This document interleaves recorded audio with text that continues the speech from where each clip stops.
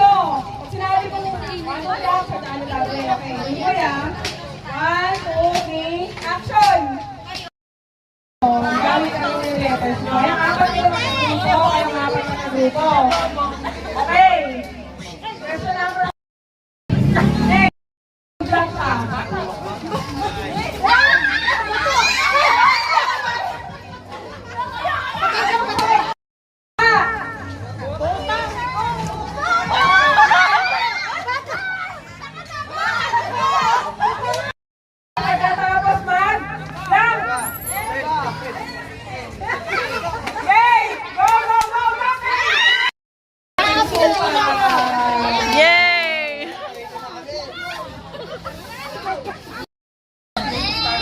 Ate, nagnakuha mo?